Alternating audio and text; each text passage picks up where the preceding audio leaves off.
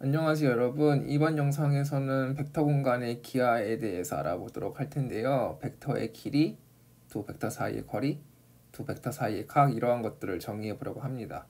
시작하기 전에 함수를 하나 정의하겠습니다. 닷프로덕트라고 부르는 함수인데요. 한국말로 정곱이라고 합니다. 좌표 공간 R3의 임의의 두 벡터 XY에 대해 두 벡터 쌍을 다음과 같은 실수값에 대응시키는 함수입니다. 행렬로 나타내면 다음과 같습니다. R3로 얘기하고 있지만 일반적으로 Rn에 대해서도 비슷하게 정의할 수 있습니다. 성분만 더 추가해주면 됩니다. 닷 프로덕트는 다음의 성질들을 만족합니다. 닷 프로덕트의 정의로부터 쉽게 확인이 가능하니 처음 보시는 분들은 직접 한번 확인해 보시길 바랍니다. 이따가 내적을 정의할 때 공리로 사용되는 성질들이니 잘 기억해 두시길 바랍니다.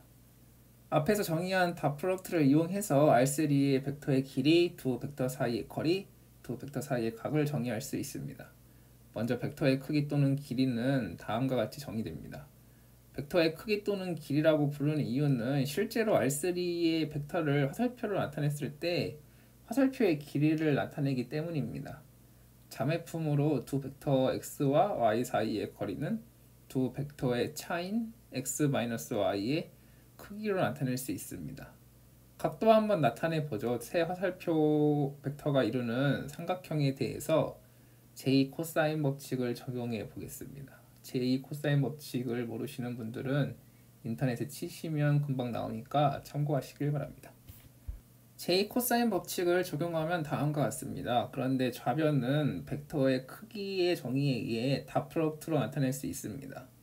닷 프로덕트로 나타낸 뒤 앞에서 언급한 닷 프로덕트의 성질로 전개하면 다음과 같습니다. x.x는 x의 크기의 제곱이고 y.y는 y의 크기의 제곱, 그리고 x.y와 y.x는 같으므로 정리하면 다음과 같습니다. 위아래 비교하면 다음과 같은 또 다른 닷 프로덕트의 정의를 얻을 수 있습니다. 코사인에 대해 정리하면 다음과 같고, 이때 각 세타가 R3의 두 벡터가 이루는 각의 크기가 됩니다. 특별히 두 벡터 XY가 0벡터가 아니고 닷 프로덕트 값이 0이면 두 벡터가 이루는 각은 직각이 됩니다. 이를 두 벡터 XY가 오소고날하다고 해요. 간단하게 예를 들면 R2의 벡터 1,1의 크기를 구해보면 정의에 따라 닷 프로덕트를 이용해서 다음과 같이 계산을 할 수 있습니다. 1,0의 크기는 보나마나 1이겠죠. 두 벡터 1,1과 1,0이 이루는 각을 구해보면 코사인 세타는 다음과 같이 루트 2분의 1이고 세타는 4분의 파이가 됩니다. 1,0과 0,1이 이루는 각은 2분의 파이이고 두 벡터를 닷 프로덕트 해보면 0이 나오는 사실을 알 수가 있어요. 닷 프로덕트를 정의함으로써 좌표 공간의 벡터들에 대해 길이와 각의 개념을 다룰 수가 있었는데요. 닷 프로덕트가 탑재된 좌표 공간을 유클리드 공간이라고 부릅니다. 여기까지는 이미 많이들 알고 계실 거예요. 우리가 하고 싶은 일은 뭐냐면 항상 그렇지만 일반화하는 겁니다. 유클리드 공간의 벡터들 뿐만 아니라 일반적인 벡터 공간에 대해서도 벡터의 길이와 각을 정의하려는 거예요. 그러려면 유클리드 공간에 닷 프로덕트 같은 함수가 벡터 공간 V에도 필요할 겁니다. 이를 이너 프로덕트 내적이라고 불러요. 내적은 닷 프로덕트처럼 벡터 공간 V의 임의의 두 벡터쌍을 실수로 대응시키는 함수이고 닷 프로덕트가 만족하는 성질들을 내적의 공리로 채택하면 됩니다. 이러한 확장 방식은 이전에 벡터 공간을 정의했을 때도 사용했던 방식이에요. 이렇게 내적이 정의된 벡터 공간을 내적 공간이라고 부릅니다. 유클리드 공간의 일반화된 개념이에요. 다음은 내적의 정의입니다. 간단하게 읽어보겠습니다. 현재 정의된 내적은 리얼 벡터 스페이스에서 정의된 내적입니다. 나중에 컴플렉스 벡터 스페이스를 다루게 되면 그에 맞는 에르미트 내적이라는 것을 새로 정의하게 됩니다. 그건 그때 가서 또 공부하면 되고, 일단 지금은 실벡터 공간에서 정의된 내적이라는 것을 알아두세요. 내적이란 두 벡터쌍 x, y를 실수로 보내는 함수입니다. 이변수 함수이죠. 그런데 어떤 법칙을 만족하는 함수냐면 다음에 네 가지 법칙을 만족하는 함수입니다. 이 네 가지 법칙들은 내적의 공리입니다. 내적이 왜 이러한 법칙을 만족하는지 물으면 안 되고 이러한 법칙을 만족하는 함수를 내적이라 하겠다는 거예요. 앞에 닷 프로덕트의 성질의 개수보다는 좀 적은데 나머지는 이것들만으로 유도할 수 있습니다. 이것들이 에센셜한 거예요. 1번은 두 변수를 교환해도 내적의 값이 같다는 것이고 보통 이를 내적은 시메트릭하다 그래요. 2번과 3번은 내적이 첫 번째 변수에 대해서 리니어함을 의미합니다. 리니어라는 말이 이젠 어색하지 않죠. 1번 법칙을 이용하면 두 번째 변수에 대해서도 리니어함을 보일 수 있습니다. 내적 기호 그 꺽쇠가로 안에 이제 컴마 왼쪽이 이제 첫 번째 변수, 컴마 오른쪽에 있는 벡터가 두 번째 변수예요. x와 y 플러스 z를 내적하면 1번 법칙에 의해 자리를 바꿀 수 있고 첫 번째 변수에 대해 리니어함으로 다음과 같고 다시 각 내적의 두 변수의 자리를 바꾸면 다음이 성립합니다. 마찬가지로 x와 ky를 내적하면 두 변수의 자리를 바꾸고 첫 번째 변수에 붙은 스칼라는 앞으로 나갈 수 있고 다시 두 변수의 자리를 바꾸면 내적이 두 번째 변수에 대해서도 리니어함을 알 수 있습니다.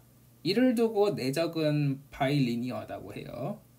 이거 어디서 언급한 적이 있었는데 예전에 행렬식 공부했을 때 행렬식이 멀티리니어한 성질이 있었어요. 기억나시나요? 각 행과 열에 대해 리니어한 성질이 있었죠. 내적은 이제 변수가 두 개니까 바이리니어라고 한 거예요. 어쨌든 내적은 각 변수에 대해 리니어하다, 바이리니어한 성질이 있다. 4번은 보통 파서티브 데피니트니스라고 부르는데 자기 자신과의 내적은 항상 0보다 크거나 같고 자기 자신과의 내적이 0이면 그 벡터는 무조건 0벡터라는 거예요. 역으로 x가 0벡터면 0벡터끼리의 내적은 0입니다. 왜 그래요가 아니라 이러면 내적이라고 하겠다는 거예요. 4번 법칙에서 둘 중 하나만 0벡터여도 내적은 0이 됩니다. 요 네 가지 법칙으로부터 유도할 수 있어요. 한번 해보세요. 예를 하나 들어볼게요. 구간 0에서 1 사이에 정의된 연속 함수 공간 C의 두 함수 F와 G에 대해 다음과 같이 정적분으로 정의된 함수는 함수 공간 C의 내적이 됩니다. 내적의 정의를 만족하는지 확인을 해보면 첫 번째 법칙은 다음과 같이 쉽게 확인이 가능합니다. 그쵸? 함수 공간 C의 또 다른 함수를 H라고 하면 첫 번째 변수에 대해 다음과 같이 각각의 내적의 합으로 쪼개지고 첫 번째 변수에 곱해진 스칼라는 다음과 같이 앞으로 나갈 수 있는 것을 확인할 수 있습니다. 마지막으로 F와 F를 내적하면 다음과 같고 F제곱은 0보다 크거나 같으므로 0보다 크거나 같은 함수를 주어진 구간에서 적분하면 당연히 0보다 크거나 같습니다. 그리고 다음이 성립함을 알 수가 있어요. 내적의 정의를 만족함으로 내적이 되는 거예요. n/n 행렬 공간의 두 행렬 AB에 대해 다음과 같이 정의된 함수는 행렬 공간의 내적이 됩니다. 트레이스를 이용해서 행렬 공간의 내적을 정의할 수 있어요. 이게 정말 내적이 되는지 한번 스스로 확인해 보세요. 연습 문제로 남겨놓습니다. 닷 프로덕트를 이용해 유클리드 공간의 벡터의 길이와 각을 정의한 것처럼 내적을 이용해서 일반적인 내적 공간에 대해서도 벡터의 길이와 각을 정의할 수 있습니다. 내적 공간 V와 V의 임의의 벡터 XY에 대해 벡터의 크기는 다음과 같이 정의됩니다. X와 Y 사이의 거리는 다음과 같습니다. 각을 정의하기 위해서는 다음의 부등식이 필요합니다. 코시-슈바르츠 부등식인데요. 많이들 보셨을 겁니다. 증명은 다음과 같은 벡터를 내적하면 여기서 t는 스칼라입니다. 같은 벡터끼리 내적했으므로 파서티브 데피니티니스에 의해 항상 0보다 크거나 같습니다. 전개를 하면 다음과 같은데 이는 t에 대한 2차 방정식 꼴입니다. 2차 방정식이 항상 0보다 크거나 같으려면 판별식이 0보다 작거나 같으면 됩니다. 따라서 간단하게 코시-슈바르츠 부등식이 성립함을 알 수 있습니다. x와 x의 내적은 x의 크기의 제곱으로 y와 y의 내적은 y의 크기의 제곱으로 바꿨으니 부등식 양변을 우변으로 나눠주면 다음과 같습니다. 제곱을 풀어주면 다음과 같고 이 양이 마이너스 1에서 1까지 값을 가지므로 코사인으로 놓을 수 있습니다. 세타를 유일하게 결정하기 위해 범위를 0에서 파이까지로 제한해 줍니다. 이때 세타를 두 벡터 x와 y 사이에 각으로 정의를 합니다. 마찬가지로 x, y가 0벡터가 아니고 x와 y의 내적이 0이면 세타는 2분의 파이이고 이때 x와 y가 오소고널하다고 해요. 유클리드 공간에서 했던 얘기들을 일반적인 내적 공간에서도 할 수 있는 거예요. 아까 했던 함수 공간의 내적에 대해 다음에 함수들의 크기와 두 함수 사이의 각을 구해보면 다음과 같습니다.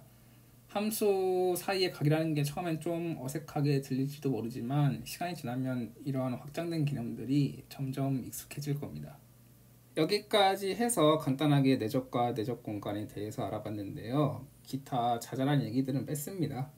간단하게 정리를 해보면 내적이라는 것은 유클리드 공간의 닷 프로덕트를 본따서 만든 거예요. 왜 만들었냐면 유클리드 공간에서 벡터의 길이, 거리, 각을 정의한 것처럼 일반적인 벡터 공간에 대해서도 벡터의 길이, 거리, 각을 정의하고 싶어서예요. 내적을 이용해서 이러한 기하학적인 요소들을 정의할 수가 있었어요. 다음 영상에서는 오스노멀 베이시스와 그람 슈미트 프로세스에 대해서 알아보도록 해보겠습니다.